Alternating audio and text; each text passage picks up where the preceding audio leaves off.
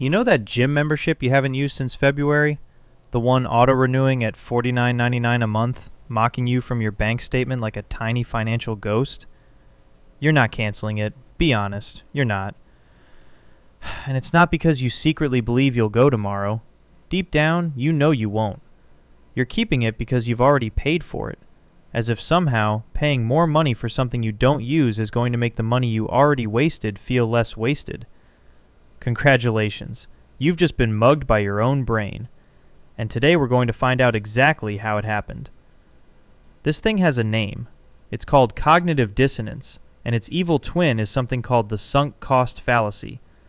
Together they form one of the most powerful and most ridiculous forces in human decision-making. Here's the basic idea. Your brain hates holding two contradictory thoughts at the same time. Thought 1. I am a smart, capable person who makes good decisions.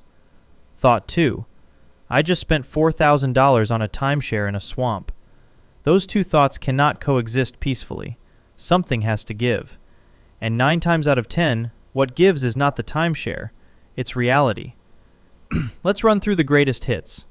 The relationship you stayed in 2 years too long, not because it was good, but because you'd already survived the worst parts, and leaving now would mean admitting those 2 years were, let's say, a bit of a write-off.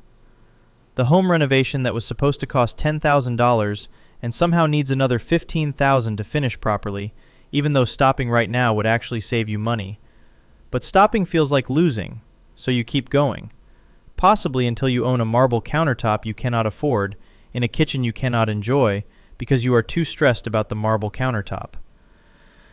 The video game you grinded for 200 hours that you secretly stopped enjoying around hour 40. You're not still playing because it's fun. You're playing because admitting it stopped being fun would mean those 200 hours were also not fun. So your brain would rather you keep not having fun than admit you wasted time not having fun in the first place. It is beautifully, tragically circular. Or my personal favorite, ordering the wrong thing at a restaurant, hating it, and eating the entire plate anyway. The meal is already paid for. Eating more of a bad meal does not retroactively turn it into a good meal, and yet somehow, every single time, we try. Or the 8-season TV show that was genuinely great for 3 seasons, mediocre for 2, and has been actively bad for the last 3, but you are still watching because you have come too far to quit now. You are not invested in the plot anymore. You are invested in your own track record of finishing things. The show could replace the lead actor with a houseplant, and you would still tune in next week, just to see how the plant handles the divorce arc. And let's not forget the free trial you forgot to cancel, which quietly became a real subscription, which you have now been paying for so long that canceling it feels less like saving money and more like admitting defeat. At some point, you are not paying for the streaming service anymore. You are paying rent to your own indecision. This pattern was first studied properly back in the 1950s by a psychologist named Leon Festinger. He actually infiltrated a doomsday cult, a real one, whose members believed the world was ending on a very specific date. When that date came and went, and the world rather rudely continued existing, you would think the group might say, well, we were wrong, and go home. Instead, they became more convinced than ever. They decided their faith had actually saved the planet. The bigger the failure, the harder they doubled down. That is the pattern, in a nutshell. The more it costs us to admit we were wrong, in money, in time, in pride, or honestly all 3 at once, the more elaborate the excuse our brain builds to avoid admitting it.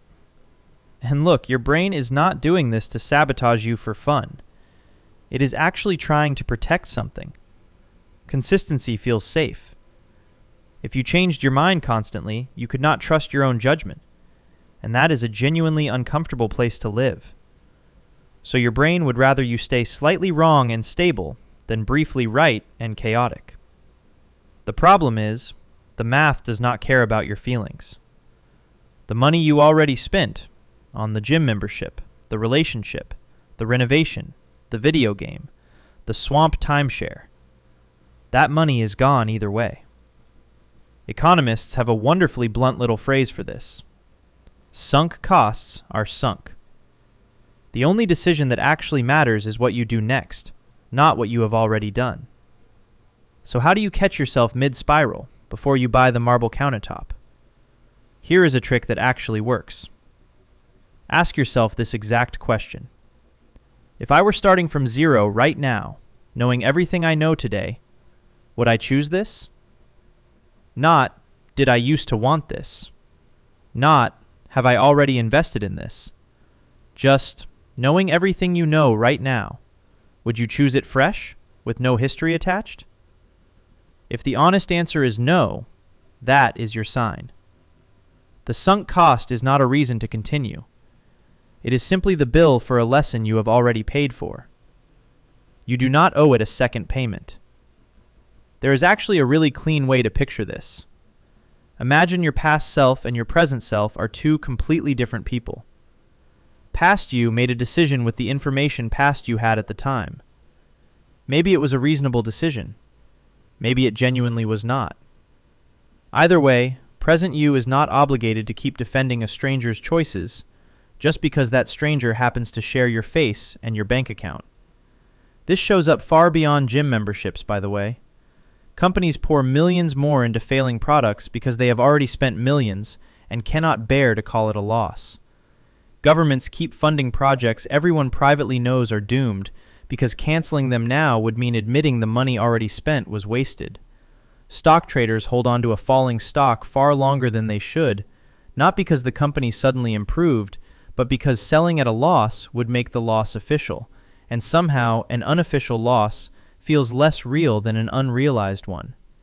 It is the exact same trick, just with more zeros and slightly nicer suits. Even entire careers run on this logic. People stay in jobs they quietly hate for years, not because the job improved, but because leaving would mean admitting the last 5 years of climbing that particular ladder were spent climbing the wrong one. The years already spent become the reason to spend more years, which become the reason to spend even more after that. It is less a career path and more a hole that keeps getting deeper because you already dug so much of it. So, that gym membership, the one you are not canceling.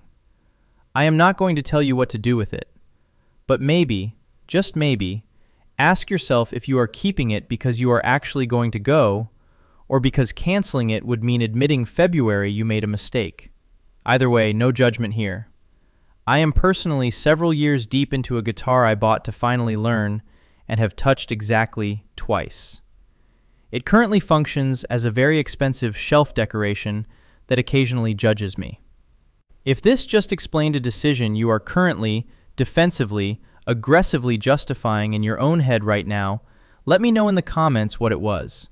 Misery loves company, and apparently, so does cognitive dissonance. See you in the next one.